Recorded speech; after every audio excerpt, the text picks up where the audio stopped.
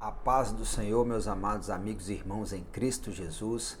Aqui mais uma vez o presbítero Diego Amaral e nós muito alegres pela oportunidade de compartilhar com os irmãos aí da internet um novo trimestre que se inicia no estudo da Escola Bíblica Dominical.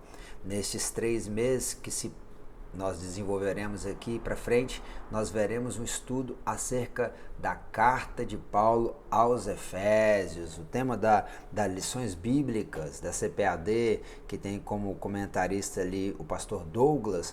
Nós vamos ver o estudo da igreja eleita através da carta de Paulo aos Efésios. Nós temos já no texto áureo os versículos 1 e 2 da própria carta de Paulo aos Efésios, que está ali no capítulo de número 1.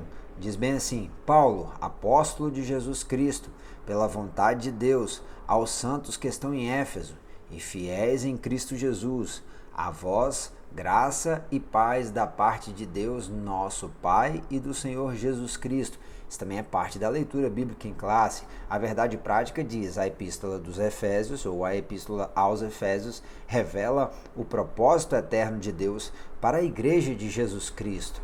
O texto bíblico, como nós já lemos o texto de Efésios, nós vamos passar rapidamente acerca do texto de Atos 19, porque nós voltaremos a ele um pouco mais à frente. E sucedeu que, enquanto Apolo estava em Corinto, Paulo, tendo passado por todas as regiões superiores, chegou a Éfeso e, achando ali alguns discípulos, disse-lhe: Recebestes vós já o Espírito Santo quando crestes? E eles disseram-lhe: Nós nem ainda ouvimos que haja Espírito Santo. Perguntou-lhes então: Em que sois batizados então? E eles disseram: No batismo de João. Mas Paulo disse: Certamente João batizou com o batismo de arrependimento, dizendo ao povo que cresce no que após ele haveria de vir, isto é, em Jesus Cristo. E os que ouviram foram batizados em nome do Senhor Jesus. E impondo-lhes Paulo as mãos, veio sobre eles o Espírito Santo, e falavam em línguas e profetizavam. E estes eram, ao todo, uns 12 homens. Esse é o texto de Atos 19, de 1 a 7. Ainda no versículo 19, um texto muito importante diz assim: Também muitos dos que seguiam artes mágicas trouxeram os seus livros e os queimaram na presença de todos, e feita a conta do seu preço, acharam que montava a 50.000 peças de prata. Atos 19, 19, nós vamos voltar nele um pouco mais à frente.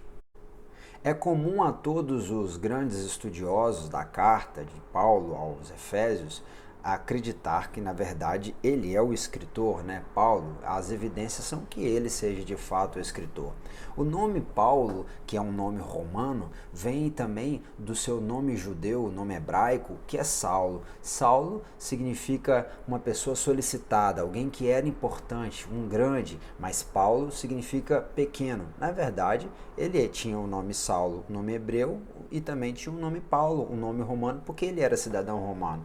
É interessante porque ele escolhe usar Paulo, o pequeno, para se identificar nas suas 13 cartas que ele escreve às muitas igrejas da região da Ásia Menor e ali também da Macedônia. Ele se identifica como Paulo, o pequeno, né? E ele vai fazer algumas coisas bem interessantes. Está ali no tópico 2, no subtópico 4, já no finalzinho. Eu vou colocar aqui agora como que Paulo se identifica. A saudação epistolar dele é muito interessante, né? Paulo escreve a sua carta aproximadamente entre 60 e alguns acreditam até mesmo entre 64. São cartas da prisão, né? Ele está escrevendo junto de Filipenses, Filemon e principalmente junto de Colossenses. Ele está escrevendo essas cartas enquanto estava preso. Alguns acreditam que poderia ser entre 57 e 59 enquanto ele esteve preso em Cesareia, mas a tradição ela costumeiramente coloca isso entre 60 e 61 como a a revista está relatando, mas alguns acreditam que ele chegou na primavera de 61 em Roma. Então pode ser um tempo um pouco variável aí, entre 60 e 64 ele tenha escrito. Quando houve o grande incêndio em Roma, foi o tempo que aproximadamente Paulo escreveu ali essas cartas da prisão, né? Ele que fala que ele era um prisioneiro de Cristo, embaixador em cadeias, ainda na carta aos Efésios ele está registrando isso. Então Paulo escreve essa mensagem à igreja de Éfeso, e é interessante quando ele escreve também aos Filipenses, ele fala que a mensagem, ele estava preso, mas o evangelho não estava preso, a mensagem não estava presa. Nós estamos num tempo de cativeiro, nós estamos num tempo de reclusão, nós estamos num tempo de quarentena, nós não estamos num tempo de estarmos muitas das vezes fechados dentro das paredes, dentro das portas dos nossos lares, das nossas casas, mas a mensagem ela continua viva, a mensagem, o evangelho ele continua livre, e a palavra precisa continuar a ser pregada. Hoje, no século 21, nós temos aí a facilidade das mídias sociais para transmitir a mensagem salvadora de Cristo Jesus. Como Paulo, nas suas muitas cadeias ali, permeado pelos soldados romanos, ele compartilhou com eles e eles puderam difundir a mensagem do evangelho, bem como aqueles que estavam ali o visitando na sua prisão domiciliar em Roma. Ele pregou a palavra do Senhor e o evangelho de fato não estava preso. As cartas, então, bem como a carta de Paulo aos Efésios, é uma carta das prisões, que muitos acreditam ele escreveu em Roma entre 60 e 64. Vamos lá, a saudação epistolar. O que Paulo está falando? Voltemos ao texto, é o versículo 1 e 12. E 2 do capítulo de Efésios, capítulo de número 1, capítulo 1 de Efésios, versículo 1 e 2.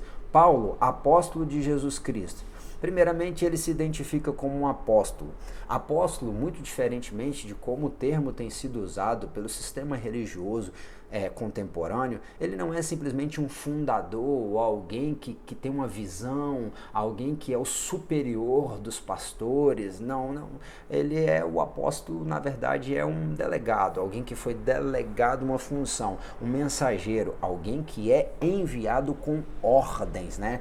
Nós vemos aqui que estava aplicado aos discípulos, estava aplicado a mestres cristãos, né? Esse texto ainda de apostelho estava muito relacionado ao missionário, né? Ao missionário. Efésios, Paulo escrevendo aos Efésios 4, versículo de número 11, ele diz que a uns chamou para pastores, outros para mestres, outros para profeta, que aqui é aquele que traz a palavra, a revelação de Deus, e incluída inclusive na Bíblia Sagrada, a maior de todas as revelações, e a uns ele chama de evangelista e a outro de apóstolo. A palavra apóstolo, apostelho, é o missionário, aquele que é enviado com ordem, certo? De modo que alguém que é estabelecido a ir a algum lugar. Então o apóstolo de hoje muitas das vezes não tem nada a ver com esse apóstolo aqui. Não eram os apóstolos de Cristo, mas agora os apóstolos que são reconhecidos como os missionários. É ir e não ficar parado dentro dos templos como sendo maioral.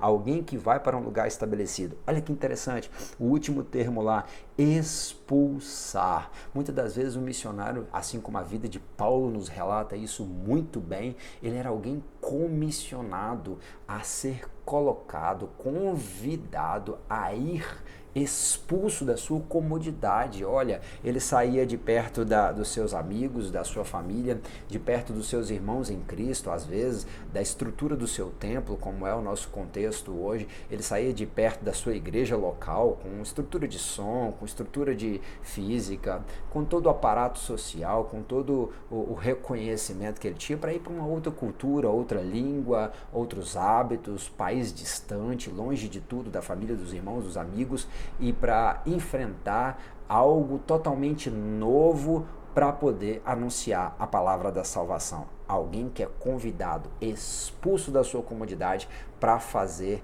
a vontade de Deus. Nós vemos aí então, como vocês vão ver a imagem que vai aparecer no vídeo, apóstolo. Apóstolo de quem? Alguém que é enviado com uma ordem.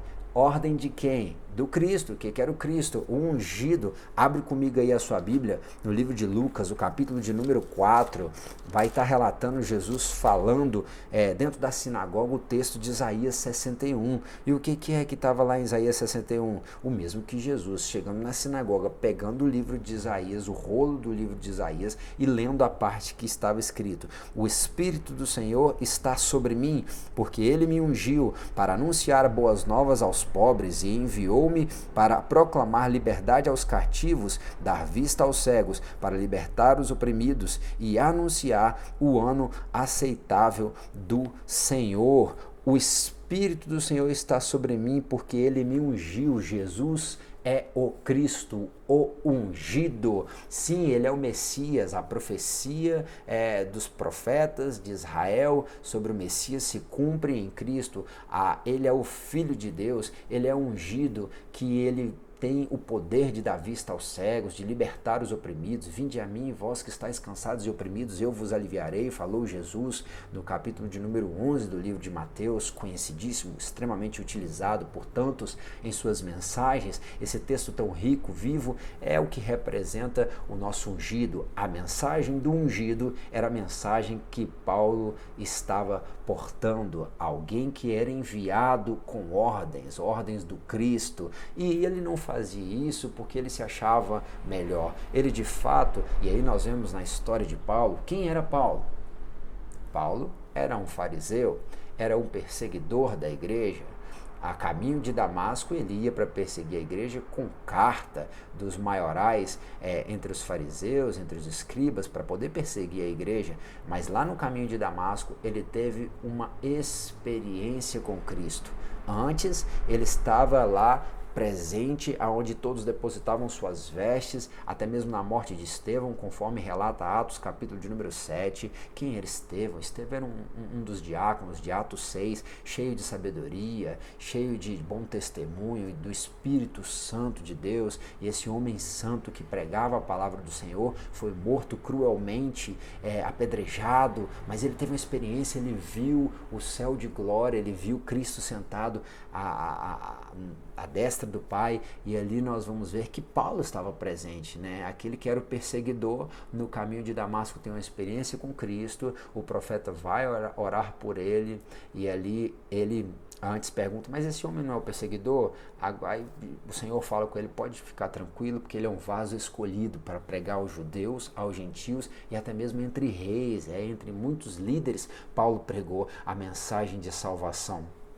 Ele é escolhido, então não é pela vontade dele, era pela vontade de Deus. A palavra vontade, vai voltar aí na sua tela, significa telema, né? Telema ou telo. O que é? A raiz é telo, né? Ou é telo. O que é telema?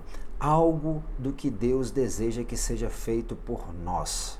Mandamentos, preceitos. Peraí, aí já me cabe uma pergunta. Paulo estava fazendo a vontade de Deus. Será que eu estou fazendo a vontade de Deus? Será que eu estou fazendo a vontade do sistema religioso, a vontade do sistema cultural vigente do século XXI, da modernidade, a pós-modernidade? Será que eu estou fazendo a vontade simplesmente da minha esposa, ou do meu esposo, do meu marido, a vontade do meu filho? Ou será que em todas as áreas da minha vida está prevalecendo e eu estou exercitando e cumprindo, ou seja, fazendo a vontade de Deus? Fica um questionamento para a gente, né? Do que Deus deseja que seja feito por nós. Só que isso também está relacionado a mandamentos e preceitos. E quando fala de mandamentos e preceitos, nós estamos falando da Bíblia Sagrada, que é a nossa regra de fé e prática. Mas também está relacionado à vontade, uma escolha de Deus. Olha lá o termo telo: querer, ter em mente, pretender, determinado, estar determinado.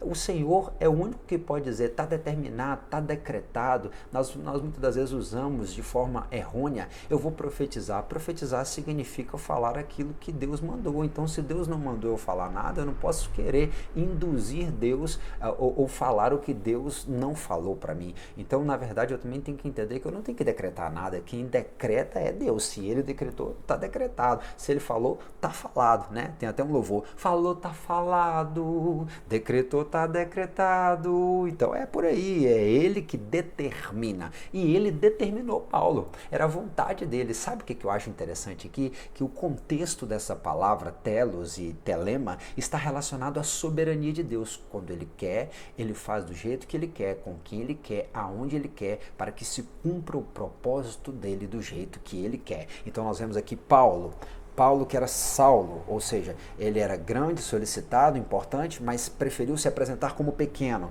Ele é apóstolo, alguém que é enviado com uma ordem de quem? Do Cristo. Quem é Cristo? O Messias, o ungido, o Salvador do mundo. E isso ele não faz por vontade dele, ele faz pela vontade do Senhor, a soberana vontade de Deus, que o escolheu com um propósito específico. Eu quero dizer para você, meu amado amigo, amiga, irmão e irmã em Cristo, Deus tem um propósito na sua vida. Ele lhe escolheu com um propósito estabelecido desde o ventre da sua mãe. Basta você descobrir, basta você em jejum, oração, estudo da palavra, entender qual é o propósito específico de Deus para a sua vida e cumprir a vontade dele, que de fato você será uma pessoa muito feliz e trará a felicidade do Evangelho, a alegria do Senhor a tantos outros. Glórias a Deus. Bem, ele não fala somente ao povo da igreja que ele mesmo chama de santos em Éfeso, ele fala também aos fiéis. Olha que interessante, a palavra pistos aqui está relacionada a pessoas que se mostram fiéis na transação de negócios. Aí é complicado, porque tem gente que fala que vai, mas não vai, tem gente que fala que vai fazer, mas não faz. Se não tiver um contrato assinado, a palavra dele também não vale nada. Tem gente que usufrui de coisas que não é dele, tem gente que é furto, né? Na execução de comandos. Olha, transação de negócios, todos os tipos de negócios. Qual negócio? Todos os tipos de contrato, até mesmo um casamento é um contrato, não pode quebrar nenhuma das cláusulas, né? É um relacionamento, todos os tipos de negócio, né? Será que na sua empresa você está sendo fiel? Será que você está sendo fiel nos seus dízimos? Será que você está sendo fiel no seu relacionamento, na sua submissão com o seu pastor? Será que você está sendo fiel com o seu Deus, com a palavra de Deus? Será que você está sendo fiel ao teu amigo Espírito Santo? Tem gente que não é fiel nem aos amigos presenciais, né? Aos amigos de carne e osso, quanto mais ao Espírito Santo. Que o Senhor nos ajude a ser fiel em todas as transações, em todos os tipos de negócio, em todas as nossas práticas diárias, né? Ser fiel na execução de comandos. Deus falou, ele vai fazer. Então ele vai fazer, basta você somente se submeter. O comando é dele, a ordem é dele, né? Eu me lembro de Jonas queria fugir para o outro lado, mas não queria ir para Nínive. Deus que me livre, em Nínive estão tirando a cabeça de profeta. Mas ele, entendendo o propósito, depois de passar por um processo onde ele teve que buscar o salmo ali para falar das profundezas, clamei, o Senhor me atendeu, e Deus tirar ele do ventre do peixe, que o cuspiu na beira da praia de Nínive, e ali de fato ele foi cumprir o propósito. Será que tem que acontecer alguma coisa nas nossas vidas? Eu creio que não. É melhor nós sermos fiéis aos comandos, entender a voz de Deus e obedecer. No desempenho de obrigações oficiais, nós estamos aqui debaixo de leis de um reino, o reino de Deus estabelecido na terra. Nós somos fiéis, nós somos súditos do rei e existem obrigações oficiais. Será que a gente precisa falar que o devocional, a vida de oração, a vida de jejum, a vida de comunhão com a palavra de Deus, ela é uma obrigação oficializada no reino de Deus? Não, nós temos que entender isso. Alguém que manteve a fé com a qual se comprometeu. Paulo não está falando com qualquer um. Ele não está falando com um mero religioso que está em Éfeso. Ele está falando com a igreja de Éfeso, que são santos, e também com os fiéis, né? Alguns acreditam que essa carta ela era considerada uma carta circular, não só aos irmãos que estão em Éfeso, mas a toda a região da Ásia Menor. Ela deveria ser lida em Éfeso e compartilhada em outras cidades, como Colosso, como Laodiceia também, né? Essa carta iria abraçar, assim como também abraça nós, que hoje aqui somos fiéis a Deus, né? Alguém que manteve a fé com a qual se comprometeu. Nós temos que manter a fé. Em tempos de adversidade como essa, a nossa fé ela é constantemente provada. Eu me lembro de Judas. Judas é o penúltimo livro da Bíblia, apenas um capítulo, né? Um livro de um capítulo, e nos primeiros versículos Judas já começa a querer falar. Eu queria falar da salvação, mas eu achei muito importante exortá-los acerca de batalhar pela fé. A fé aqui também é uma variante de pistos. Batalhar pela fé. Nós estamos constantemente lutando para nos manter cheios de fé. A nossa fé, sem ela, é impossível agradar a Deus, como falou o nosso Senhor lá no livro de Hebreus, capítulo de número 11. Você conhece muito bem. Então aqui, fé, alguém que se manteve a fé, a qual se comprometeu. E com isso, ele se torna digno de confiança. Que o Senhor possa confiar em nós, que o Senhor possa confiar a nós os propósitos dele, para que nós venhamos a vivê-los aqui na face da terra, a glorificar o nome dele através da vontade dele. Persuadido facilmente, alguém que crê. Alguém que confia no Senhor, alguém que está convencido de que Jesus ressuscitou entre os mortos, porque nós vamos pregar a nossa esperança, e a nossa salvação está em que Cristo ressuscitou dos mortos e que nós um dia também ressuscitaremos com ele. Alguém que se convenceu de que Jesus é o Messias e o autor da salvação. Então nós vemos aqui que Paulo está escrevendo aos santos em Éfeso. Isso é apenas a saudação epistolar. Olha como parece simples, mas olha como está permeada, cheia de muitos segredos, coisas maravilhosas que podem nos enriquecer. Ele é um apóstolo, apóstolo de Cristo, ele tem uma mensagem, a mensagem do ungido, do Salvador, ele foi escolhido pela vontade de Deus, ele está escrevendo ao povo santo, aquele que foi santificado, lavado, remido, comprado, não com ouro, não com prata, mas com precioso sangue carmesim, o sangue do nosso Senhor Jesus Cristo derramado na cruz do Calvário, e ele está escrevendo a fiéis. Olha que coisa maravilhosa. É interessante que, escrevendo aos fiéis, ele tem coisas boas a proporcionar. Bem, quando começava as cartas, ali haveria uma saudação, como nós muitas das vezes chegamos para os irmãos, Paz do Senhor, meu irmão, Deus em Cristo te abençoe. Nós às vezes esquecemos ou não dimensionamos, não conhecemos e não sabemos a amplitude dessa paz, a amplitude dessa paz que ela vem através da graça. A graça é um dos assuntos principais do livro de Éfeso, do livro aos Efésios, da carta escrita aos Efésios, é um dos temas principais. Eu vou passar rapidamente aqui, mas nós vamos voltar nisso ao longo desse trimestre.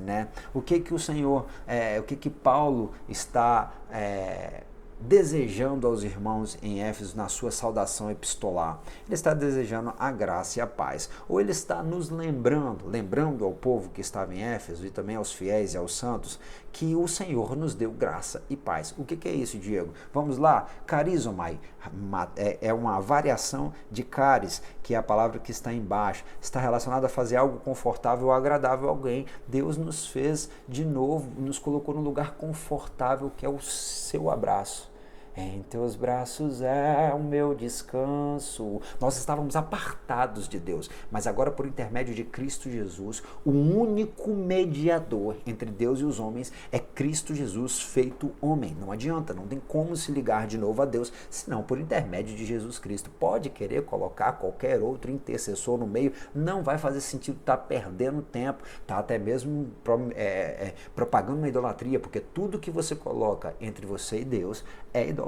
Não, Jesus é o único mediador. Então, ele nos faz de novo agradáveis a Deus, Ele nos coloca numa situação agradável, que é aquilo que Paulo escreveu aos Colossenses, foi aplacada a inimizade que havia uma contenda entre nós e o nosso Deus por causa dos nossos pecados, Isaías escreveu, os vossos pecados fazem separação entre vós e o vosso Deus, mas agora por intermédio de Cristo nós nos tornamos agradáveis de novo a Deus, e o que ele promove, essa graça que ele promove para conosco, ela é agradável, é um favor, a fim de conceder perdão, de perdoar, é dado graciosamente, é um negócio extraordinário, foi dado livremente, foi pela plena vontade do Senhor, e nada mais ele deliberou, ele quis, ele foi bondoso, ele foi maravilhoso, ele foi amoroso, ele foi longânimo, ele foi misericordioso, nos concedendo, Jesus, a sua graça expressa, né? Ele nos entregou um presente, nós falamos isso no final da última aula ali, da última lição da Escola Bíblica. Jesus é o nosso presente. Perdoar, restaurar alguém a outro. Como eu já falei, nós tínhamos uma contenda, uma inimizade, e o Senhor nos restaurou por intermédio de Cristo ao nosso Deus, ao nosso Deus. Cuidar de uma pessoa em perigo para alguém. Nossa, olha que coisa maravilhosa, né? Eu me lembro do samaritano, passou o sacerdote, passou o levita, ou seja, os religiosos da época, aí veio um samaritano, pegou aquele homem ferido, né, tratou as feridas dele com vinho e com azeite, símbolo do sangue de Jesus e da unção do Espírito Santo, colocou sobre a sua cavalgadura, ou seja, levai uns aos outros, levai a carga uns dos outros, né, ou seja, símbolo da igreja, agora suportando, pagou um preço e falou, se ainda ficar devendo alguma coisa, quando eu voltar, eu termino de pagar. Jesus já deixou uma promessa ali de que ele iria voltar. É alguém que cuida de alguém em perigo, né? O Senhor está cuidando de nós. Que perigo é esse que eu estou sofrendo, Diego? É o do vírus, ou é da guerra, ou é da fome? Não, é o perigo de eu sozinho na minha caminhada, agindo com minha mente conforme regra de fé e prática, me perder nos meus pecados e assim fazer perecer para sempre a minha alma. Mas o Senhor tem cuidado de nós que estávamos num grande perigo. Ainda tem caris lá, o charis, né? O caris, na verdade, é graça, aquilo que nos dá alegria. A nossa alegria é a nossa salvação, o nosso deleite é estar no Senhor, o nosso prazer é estar na presença do Senhor. Mais doce do que o mel é a palavra do Senhor. Charme fala de elegância, fala de uma postura. A alegria do Senhor formoseia o rosto. Aquele brilho que a pessoa vê em você é a graça de Deus sobre a sua vida, meu amigo. A amabilidade, o Senhor nos torna pela graça. A graça também é fruto do Espírito. O Senhor nos torna mais amáveis. Ele há de nos ajudar com isso aí. A graça no discurso, né? Aquele discurso que as pessoas falam, nossa, que palavras maravilhosas. Provérbios 15 fala tão bem disso, que a palavra dita a seu tempo, ela é algo maravilhosa, né?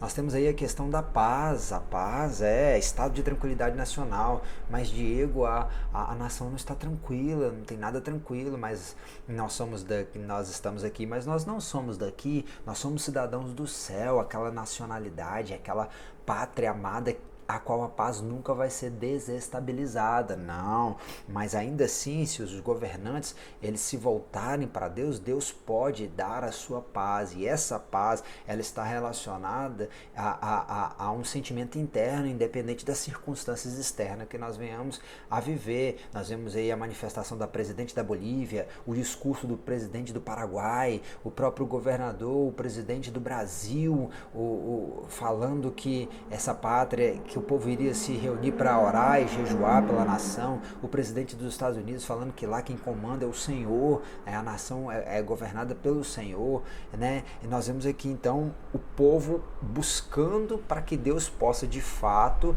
dar paz para toda a nação, mas também a paz entre indivíduos, né? Uma concórdia. As pessoas estão em tempos de discórdia, são muitas informações, são muitas generalizações, uma fala uma coisa, outra e outra coisa. Nós estamos como um odre na fumaça, perdidos muitas das vezes, mas nós temos que nos mandar um pouco mais de paz, né? Uma segurança. Aqui, é claro, um pouco mais abaixo vai falar do cristianismo, o estado tranquilo de uma alma que tem certeza da sua salvação através de Cristo. A nossa paz, Jesus nos deu, não como o mundo nos dá, ela excede todo entendimento. Jesus nos deu a paz e ele falou que ainda nos conservaria nessa paz. Temos que lutar para não perder a paz, porque todo o ambiente externo tenta, de todos os lados nós somos bombardeados, atacados, para que a nossa paz venha a ser perdida, para que nós não utilizemos essa paz, que é uma herança que Deus nos deu, uma propriedade, uma riqueza eterna que nós podemos usar agora e que nos fortalece para continuarmos a caminhada até chegarmos na glória com Deus. Lá haverá paz eterna, nada irá nos desestabilizar, estaremos firmes, né, seguros, prósperos em Deus, quando nós nos mantivermos em paz. Ainda tem aqui o pedacinho, por esta razão, nada temendo de Deus e contente com porção terrena, seja de qualquer de qualquer classe que seja, ou seja, independente da circunstância, nós temos que nos manter em paz. O Senhor conservará em paz aqueles cuja mente estão firme nele. Nós devemos nos firmar na paz do Senhor. Ainda na saudação epistolar, né, nós vamos ver Paulo trabalhando aqui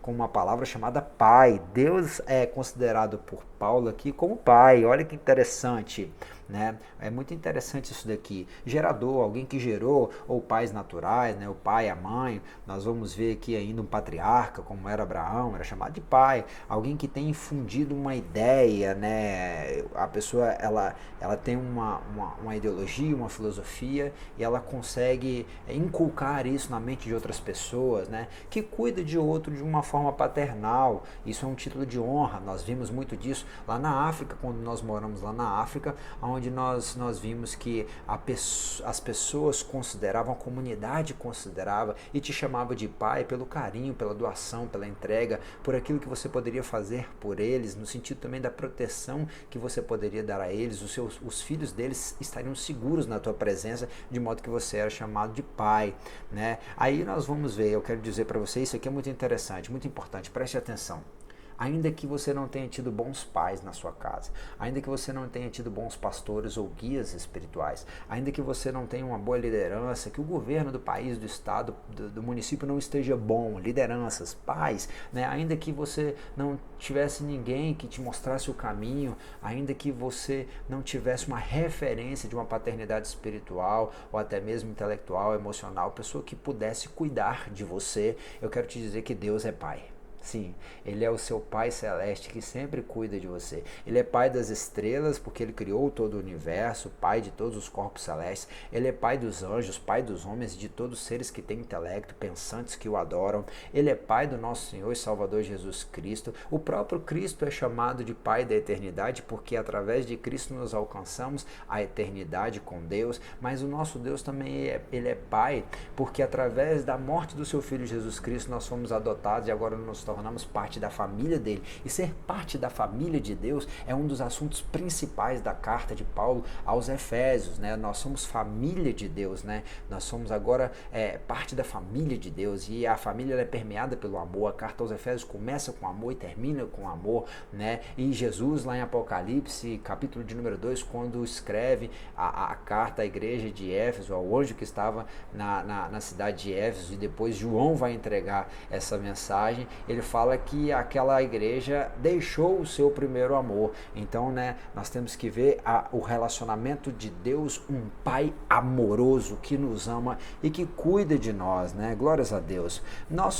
Ele é da parte de quem que ele está escrevendo? Pela vontade de quem? Vontade de Deus. Esse Deus, ele é quem? Ele é Pai. E quem mais? Da parte de Jesus Cristo, o nosso Senhor. Jesus, ele é o nosso Salvador. Glórias a Deus que nos resgatou do pecado, nos resgatou da morte, nos resgatou das armadilhas, das prisões de Satanás. Ele é o nosso Salvador. Nós glorificamos a Ele pelo seu feito na cruz do Calvário, onde nos comprou, nos lavou, nos redimiu dos nossos pecados, e não comprou com ouro e com prata, mas com precioso sangue carmesim. Mas não somente isso, Ele também é nosso amigo. João 15 fala que Ele é o nosso amigo, e aquele que os ama obedecem a sua palavra, e aquele que obedece a sua palavra também é chamado de amigo. Nós somos amigos de Jesus, só que Jesus também é Senhor, e Senhor é dominador, Senhor é proprietário. Eu acho lindo Cantares, um livro que fala do relacionamento do noivo com a noiva, assim como Efésios fala do relacionamento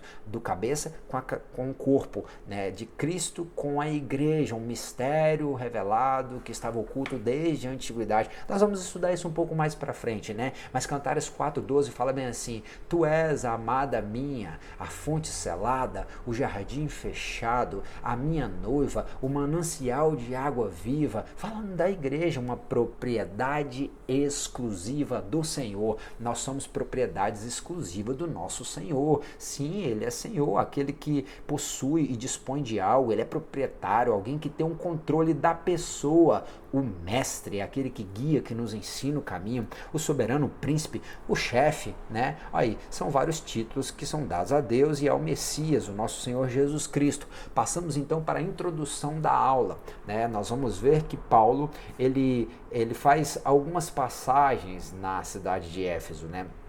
Nós começaremos a estudar a carta, e antes de escrever a carta, aproximadamente entre 60 e 64, como nós já falamos, ele teve duas passagens na cidade de Éfeso. A primeira passagem, rápida, onde ele deixa ali a Áquila e Priscila, né? Ali também já tinha passado Apolo, pregador, eloquente.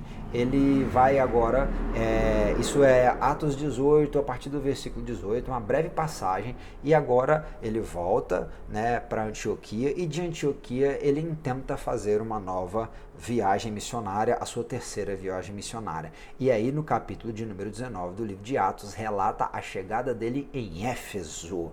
Éfeso, o que era Éfeso? A capital romana da província da Ásia. A Éfeso era uma grande cidade que antigamente fazia parte da Liga Jônica, né? Era a capital da Jônia também. Os romanos fizeram de Éfeso um centro administrativo.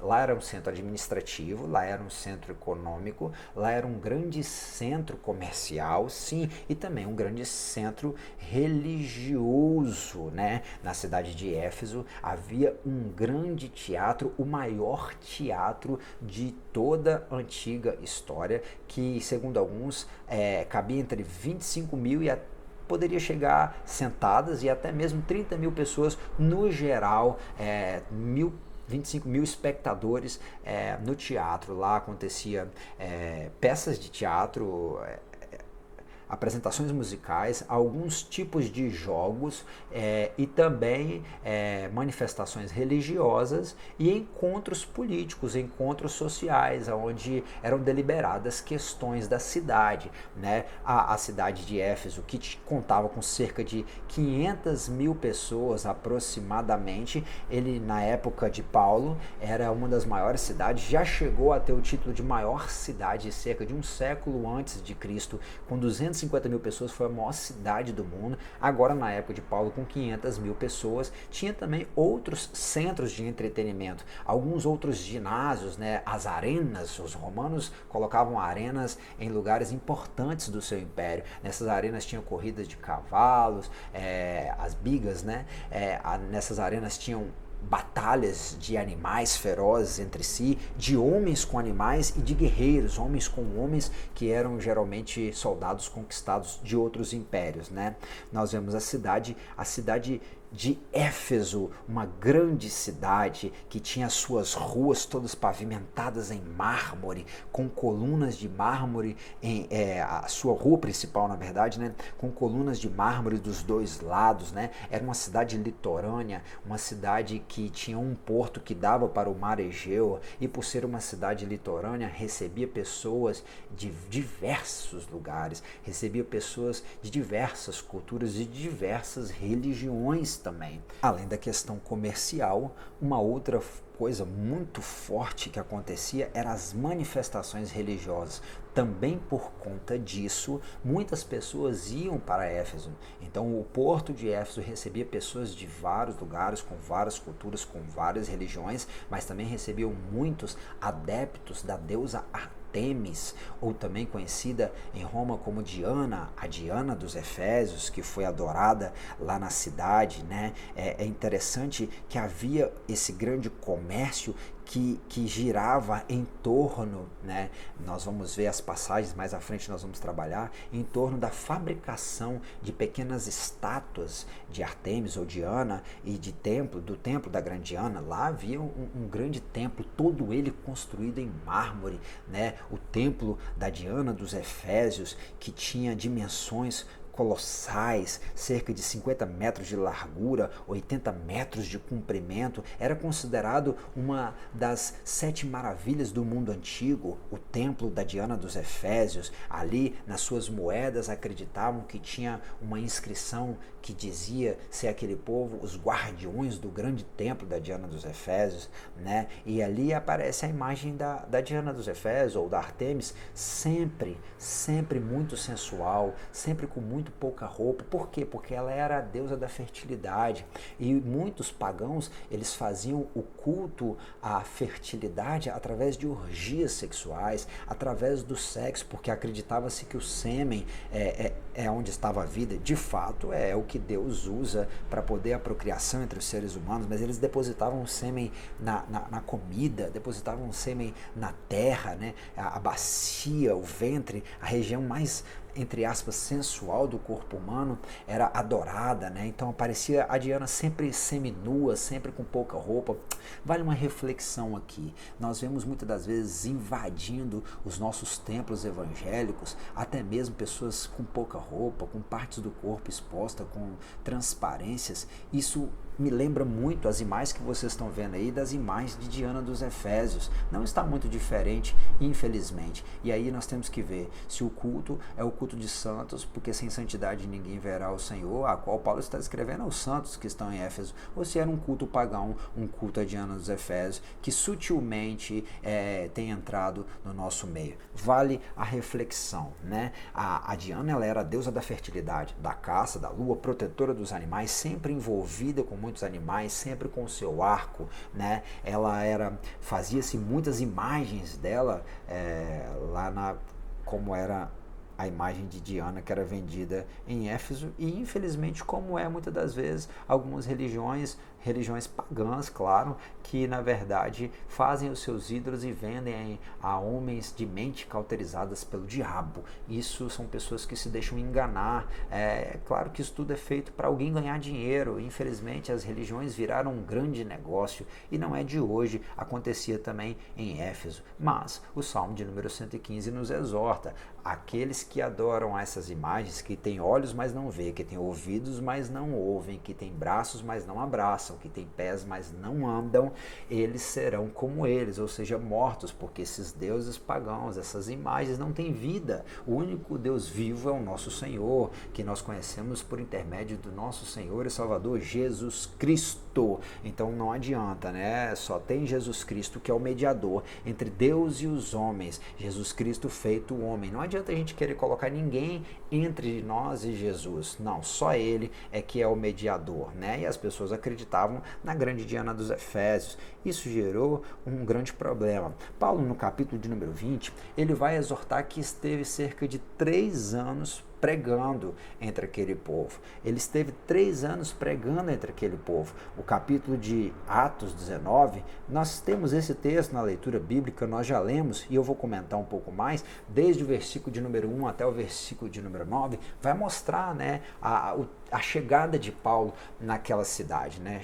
Nós vimos um pouco sobre o contexto da cidade de Éfeso, nós vimos um pouco sobre o contexto cultural da cidade de Éfeso, a riqueza cultural, o grande centro comercial que aquela cidade era, também um grande centro religioso que tinha o comércio voltado para essa religião, tanto do templo quanto da Diana dos Efésios, mas ali havia um grupo de cristãos, né? E o texto de Atos, o versículo de número 1 do capítulo 19, nos mostra isso, que havia ali alguns cristãos, né? Aconteceu que enquanto Apolo estava em Corinto, Paulo, tendo passado por todas as regiões superiores, chegou a Éfeso. Achando ali alguns discípulos, disse-lhe, vamos ler comigo? Recebeste já o Espírito Santo quando crestes? E os discípulos vão falar que nem sabiam que havia o Espírito Santo. Ele pergunta, então vocês foram batizados em quê? Eles vão dizer que foram batizados no batismo de João. O batismo de João, Paulo lembra que era um batismo para o arrependimento, mas agora que nós estamos em Cristo,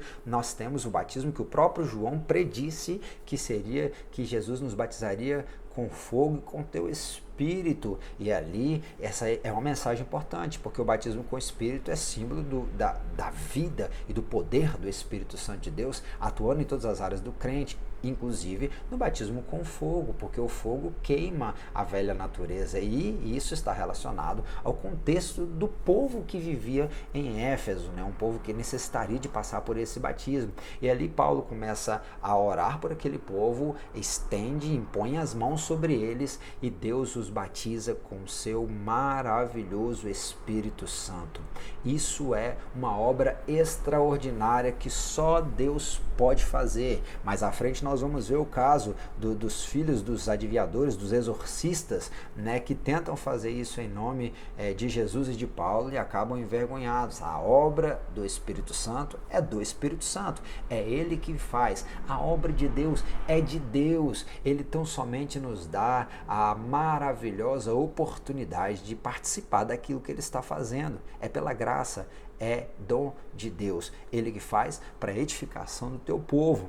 Só que ali, então, agora Paulo vai entrar nas sinagogas para poder ensinar, disputar. Essa disputa, ela não era simplesmente uma confusão. Não, é você argumentar, né, com conhecimento dentro do texto. Porque Paulo pregava a partir das Escrituras, né, e argumentando os persuadia, em especial, primeiramente, os judeus, mas vendo que os judeus estavam chacoteando, estavam desacreditando da mensagem do caminho, né, o povo do caminho, e aí Jesus, ele é o caminho, a verdade e a vida, Paulo então se retira e vai para a escola de Tirano. Uma ênfase que é importante nós lembrarmos aqui é que tanto na cidade de Éfeso tinha muitas escolas de filosofia grega e também de escolas de artes mágicas. Essas escolas poderiam ser de posse desses homens que eram citados, bem como também esses homens poderiam ensinar nessas escolas. Aí não se sabe muito bem, porque não foram achados pelos arqueólogos dados da escola, mas acham alguns dados de escritos desse tirano, que ensinava na cidade de Éfeso, e agora Paulo estava ensinando a palavra e falando acerca do reino de Deus. Olha que coisa, em muitos templos evangélicos também, infelizmente, já não se fala mais do reino de Deus. Fala-se sobre quase tudo, mas um pouco fala-se sobre o reino de Deus na face da terra. É Jesus que implementou: arrependei-vos, pois é chegado o reino de Deus. Nós vemos aqui uma referência, e é claro que também, infelizmente, tem se desacreditado muito nos nossos templos sobre a mensagem da Boa Nova do Evangelho, né? Ainda que não seja diretamente, muitas pessoas têm desacreditado, têm colocado a palavra em segundo plano, né? A gente ouve muitas das vezes enquanto pregador: vamos agora à parte mais importante, mas deixa 20 minutos para pregação, sendo que tem 1h30, 2 horas, 2h30 de culto, né? E aí, como é que a pregação é a parte mais importante? Isso é uma forma de desvalorizar a mensagem e a pregação da palavra de Deus. O que aconteceu? Paulo foi para um ambiente externo, e aí nós vemos muitas das vezes em nosso meio, e religiosos criticam o evangelho crescendo dentro das famílias, o evangelho crescendo dentro das casas, o evangelho crescendo dentro das universidades, o evangelho sendo pregado nos ambientes externos dos mais diversos e o nome do Senhor sendo glorificado, né? Assim aconteceu porque os religiosos da época não deram crédito à mensagem que Paulo estava pregando. E Paulo faz isso aí agora. Ele pregou nas sinagogas por cerca de 3 meses, e ele fica ali fazendo isso, segundo o texto de Atos 19, cerca de 2 anos. Atos 20, como nós lemos um pouco atrás, diz que ele ficou em Éfeso por completo por 3 anos, 3 anos, né, na cidade de Éfeso, falando, pregando, e Deus fez uma grande obra naquele lugar. Deus fez uma obra extraordinária naquele lugar. Muitos sinais e milagres Deus fez na cidade de Éfeso. Alguns até mesmo levavam os panos de Paulo e outros eram curados. Não por causa do pano. Não vai fazer a campanha do pano, pelo amor de Deus. É por causa da fé. É por causa da expectativa. É por causa da fé que depositavam não somente em Paulo, mas no Deus que Paulo ele representava. De modo que, meu amigo, minha amiga, meu irmão e minha irmã, as pessoas estão olhando para nós nesse momento de dificuldade, e a expectativa delas está em Deus. E se elas não conseguem ver Deus que é invisível, elas precisam ver Deus na nossa vida, para que nós venhamos a levar elas a ter uma conexão íntima, genuína e verdadeira, elas mesmas com o nosso Deus. Mas o intermédio acontece no primeiro momento por as vidas, né? Então nós temos que mostrar Deus às pessoas, assim como Paulo fazia, né? Tem um texto lá de Atos 19, o versículo é o 19. Paulo está pregando, ele está pregando contra a idolatria, ele está pregando contra a idolatria de Diana, então ele está pregando contra a sensualidade, ele está pregando contra a falsa vida, a fertilidade, ele está pregando contra a prostituição, ele está pregando contra o culto a Baco, que também acontecia lá. O culto a Baco era o culto que era regado pelo vinho, e ainda em Éfeso, no capítulo de número 5, ele vai falar para deixar o vinho que leva à prostituição. Se você gosta de um vinhozinho ainda, usa a desculpa da Bíblia que Jesus tomava um vinho, isso aí não é pra gente não, tá? O povo lá, a turma que gosta do vinho é culto a Baco, né? E Baco era adorado de formas mais terríveis, né? Com orgias sexuais. O povo perdia a sobriedade e se entregava. Cuidado com aquilo que te tira a tua sobriedade. Amém? O texto de Atos 19, acompanha comigo aqui, versículo 19, vai dizer bem assim: também muitos dos que seguiam artes mágicas trouxeram seus livros e os queimaram na presença de todos, e feita a conta do seu preço, acharam que montava a 50.000 peças de prata. Aqui vale a recordação de que Jesus em Apocalipse falou para a igreja de Éfeso: tenho porém contra ti que deixaste o teu primeiro amor. O que é o primeiro amor? Isso aqui é uma reflexão muito interessante, é uma mensagem que o nosso amado primeiro amigo e irmão evangelista Abílio Rosário sempre traz. Aonde que estava o primeiro amor? O primeiro amor da igreja de Éfeso estava nesse versículo. O povo deixava então, traziam os seus livros, né, de artes mágicas, e queimaram, e feito a conta, acharam o preço que montava 50.000 moedas de prata. O primeiro amor pode estar ligado à renúncia da sua intelectualidade, dessa intelectualidade que é vazia, superficial e que tem uma espiritualidade pagã, deixar mística, somente mística, né? Quando Paulo chegou em Atenas, ele falou: eu vejo que vocês são muito religiosos, em outras traduções, muito supersticiosos. A nossa religião, ela não pode ser uma religião supersticiosa, ligada somente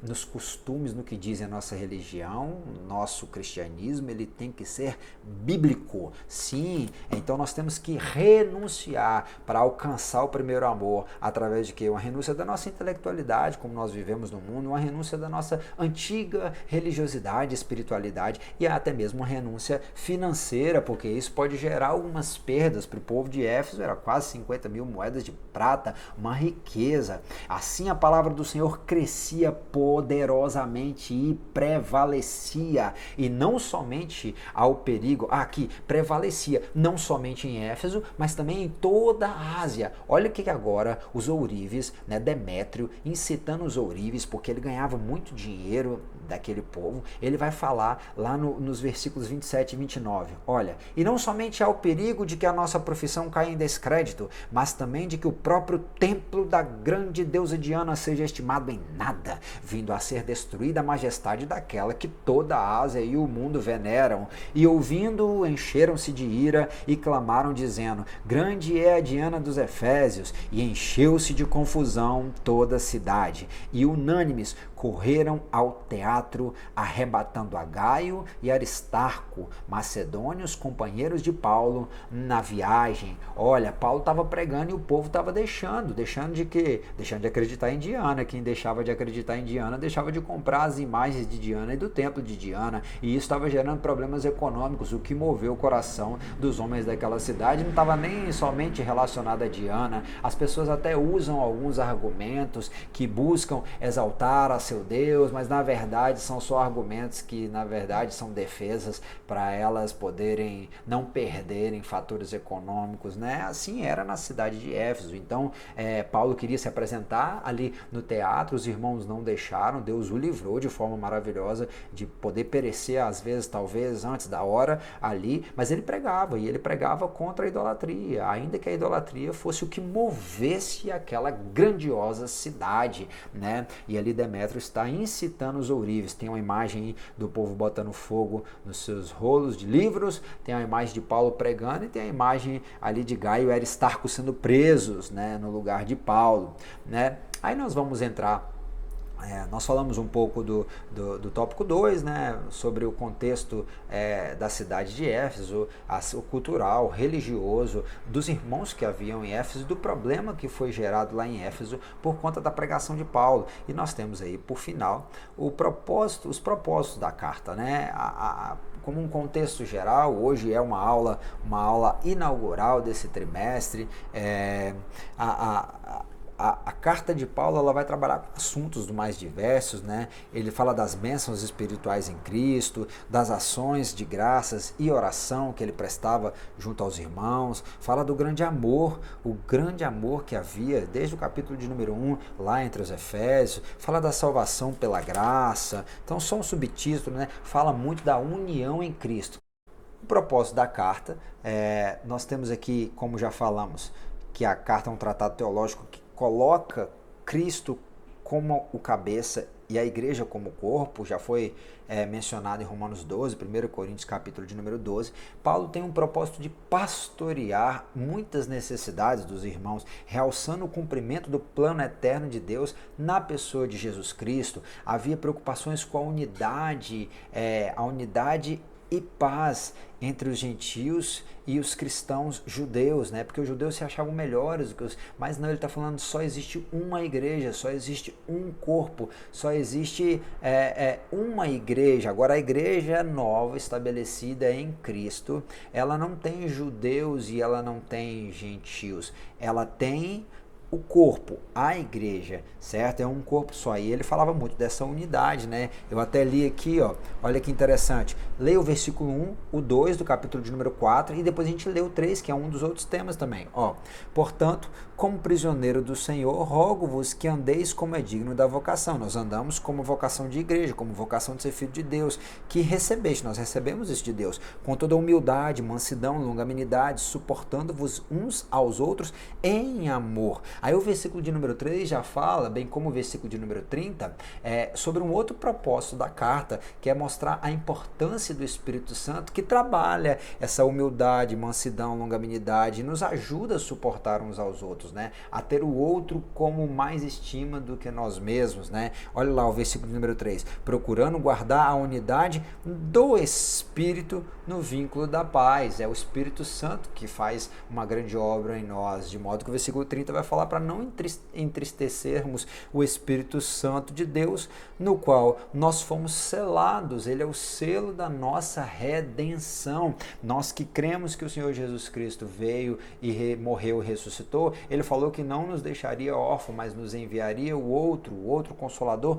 o Espírito Santo, que está conosco dia após dia, trabalhando em nossas vidas, né? Então fala muito da obra do Espírito Santo, que tem trabalhado, né, uma ênfase no plano da salvação universal, conforme o capítulo de número 2. Nós temos ali também um convite à reflexão, tanto da igreja, como também vira uma exortação ao povo de Éfeso e uma reflexão para o tipo de vida que aquele povo vivia. Era uma vida pregressa, era uma vida de idolatria, era uma vida de prostituições, era uma vida de perdição, com práticas que não convinham, né? E agora no capítulo de número 5, ó, sede, pois, imitadores de Deus como filho amados, o versículo de número 1. É um convite a ser imitador de Deus, né? E quem vai ajudar isso sempre? O Espírito Santo de Deus. E para isso, Paulo tinha um propósito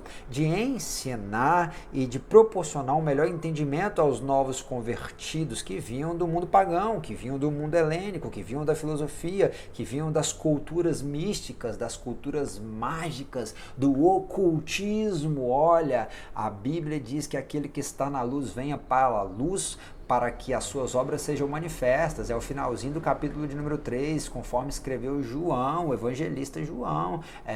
João 3, no finalzinho vai falar que aquele que está na luz vem para a luz. Então não tem ocultismo, não tem nenhuma forma de ocultismo, de sociedades secretas, maçonaria, isso não provém de Deus. E era uma coisa comum em todo mundo antigo, né? A maçonaria, por exemplo, ela não nasce lá na França. O maçom vem de obreiro, trabalho trabalhador, servo, enfim. Não, ela tem uma matriz muito mais antiga, essas matrizes ocultas nascem desde o Egito, enfim, são questões que permeavam a cultura ocultista, mística, mágica dos Efésios, que Paulo não só está exortando, mas está ensinando um cristianismo que não tem nada a ver com esse tipo de prática, certo? O cristão não pratica ocultismo, muito pelo contrário, a nossa vida tem que ser um livro aberto, né? Eu não estou falando para você expor sua vida no Facebook e no Instagram, não, nas mídias sociais, no WhatsApp, ficar falando, sofrendo, não.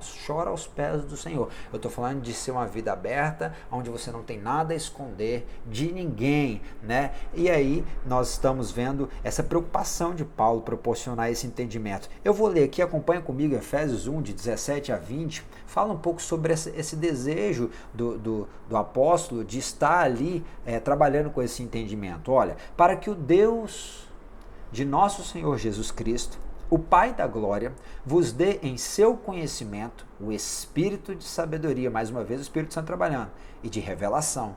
Tudo é revelado da parte do nosso Senhor àqueles que buscam a Ele e que têm comunhão com o Espírito Santo. Em Coríntios, Paulo escreveu que aquilo que é revelado aos homens é dos homens, mas o que é mistério é de Deus. Mas quem conhece as profundezas de Deus, senão o Espírito de Deus que prescruta essas profundezas de Deus? Só que esse Espírito, ele hoje habita em nós, que somos templo do Espírito Santo. Então, os Espíritos de Deus, se você tiver em comunhão com Ele, tiver em afinidade e amizade com o Espírito de Deus, relacionamento contínuo, sempre, cada vez mais íntimo, ele vai te revelar as coisas que Deus tem, não só para ti, bem como para todo o contexto e para toda a sua vida, né? Tendo iluminado os olhos do vosso entendimento, para que saibais qual seja a esperança da sua vocação, e quais as riquezas da glória da sua herança nos santos. Riquezas da glória e a herança dos santos. A nossa herança está na glória e é lá que tem as nossas riquezas. E qual sobre excelente grandeza do seu poder sobre nós.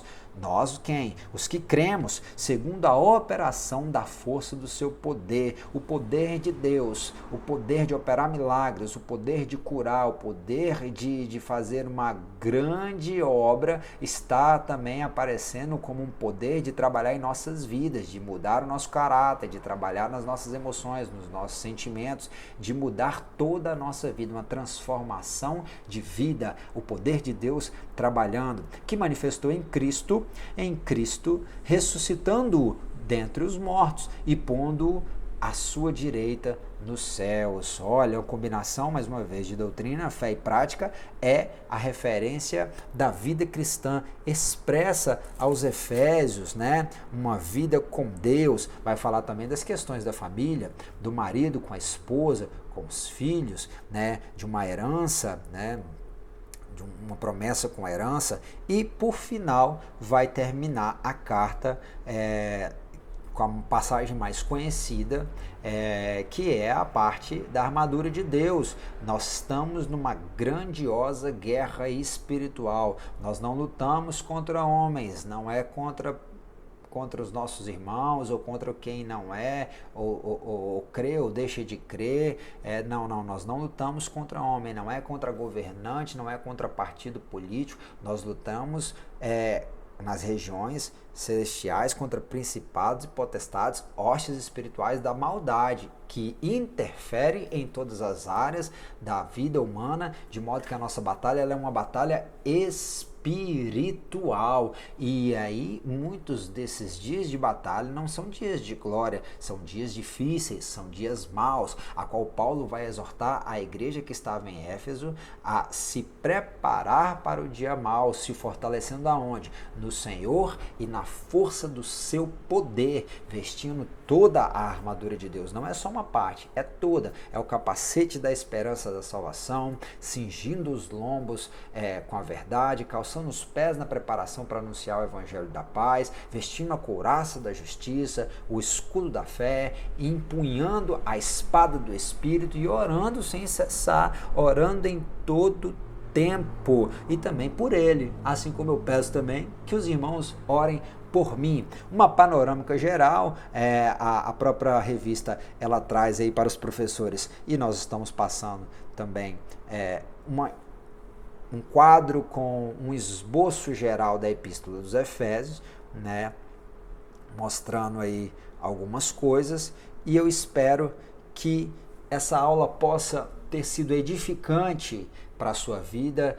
Foi uma grande batalha literalmente gravá-la, mas nós cremos que trabalhamos assuntos muito importantes, trouxemos alguns argumentos no começo, um pouco de originais, e esse é só o começo de um novo trimestre, e nós te convidamos a participar conosco da Escola Bíblica Dominical online aqui, né, no canal da Alfa e Ômega. E se você gostou, curte; se não gostou, tudo bem, comenta aí embaixo, deixa o seu comentário aí, é muito importante para nós. Compartilha, se inscreve no nosso canal, dá um toque lá no sininho para receber as notificações. Nós pretendemos trabalhar com outros vídeos também para a sua edificação e a edificação da Igreja do Senhor. Deus em Cristo te abençoe, continue orando por nós, venhamos a estar atentos e vigilantes no meio dessa grande batalha. A paz do Senhor, tenha um bom domingo.